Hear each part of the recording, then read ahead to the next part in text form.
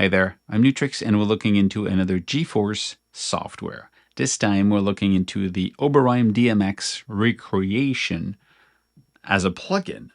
Now this is cool. I mean, you have to know the sound of the DMX drum. It's part of so many songs from the 80s and even today, because everything's back in style at one point.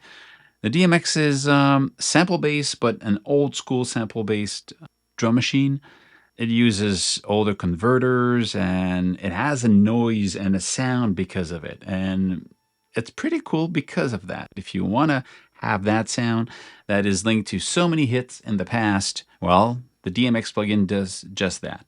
Now, there's something special about DMX and the fact that you have much more control, I feel, in the version here than the original. That's what I think. I never played with the original DMX anyway.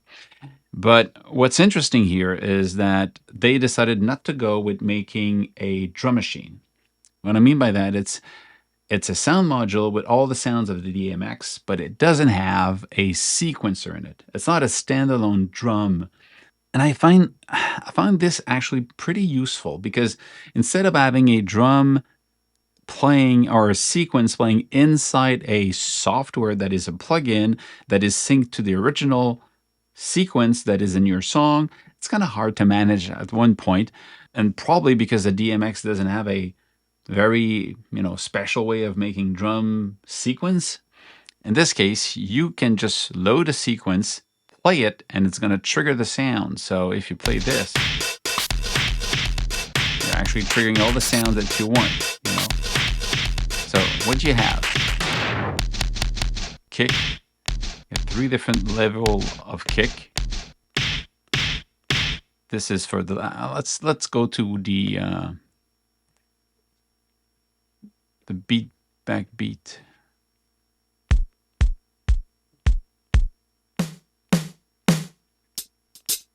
Sometimes it's just the volume that changes, and also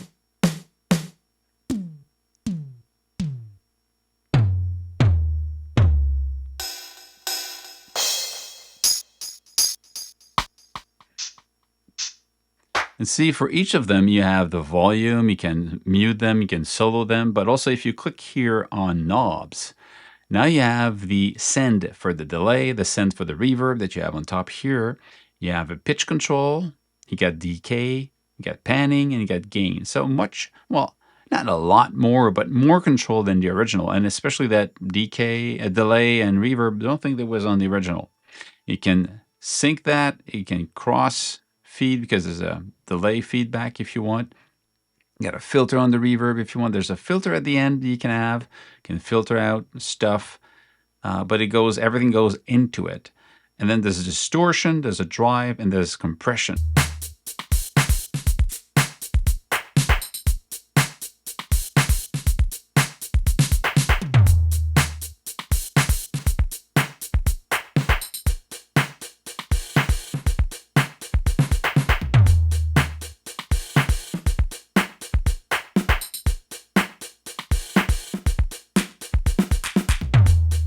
So you can change all of this here just by clicking here, changing 3.